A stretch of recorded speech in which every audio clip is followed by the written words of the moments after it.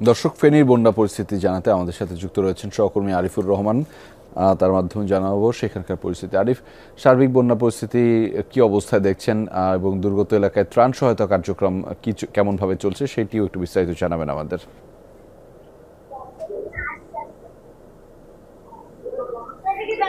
রেজা, ফেনীর বন্যার পরিস্থিতি এখন উন্নতির দিকে। ফেনী সদর, সোনাগাজী, দাগনভূঞা উপজেলার এখনো বেশ কয়েকটি গ্রাম পানিতে নিমজ্জিত।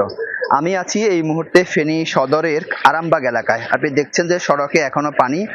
এর বাইরে হচ্ছে যে সকল দোকানপাট রয়েছে, ভবন রয়েছে, সে সকল ভবনের এখনো নিচতলায় কিন্তু পানি রয়েছে। নুডলস খান নাই তো নুডলসই খান নাই।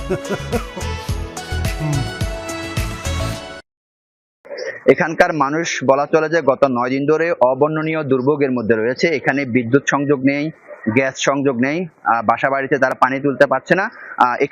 এই এলাকার যে সকল বাসিন্দা যারা রয়েছে তারা এই এলাকা ছেড়ে অন্যত্র আশ্রয় নিয়েছে। আমি আপনাকে যদি বলি, ফেনী সদরের অন্যান্য যে ইউনিয়ন যেগুলো রয়েছে এবং দাগনভূঞা উপজেলার সিন্দুরপুর ইউনিয়নে সেখানে এখনো পানি রয়েছে, কোথাও কোথাও গলা সমান, কোথাও হাঁটু সমান পানি রয়েছে। যে সকল এলাকার মানুষ পানিবন্দী রয়েছে সে সকল এলাকার মানুষের এখনো খাদ্য সহায়তা থেকে তারা বঞ্চিত রয়েছে। জেলা প্রশাসকের সাথে আমি কথা বলেছিলাম।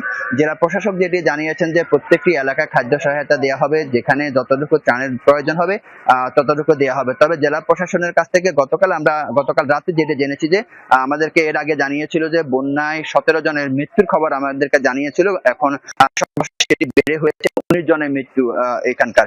এর বাইরে হচ্ছে যে ফেনী সদর 250 শয্যা জেনারেল হাসপাতাল, সেখানে যে পানিবাহিত রোগের কারণে রোগীর সংখ্যা বাড়ছে। সেখানে ডায়রিয়া, জ্বর, সর্দি, কাশির রোগীর সংখ্যা বাড়ছে।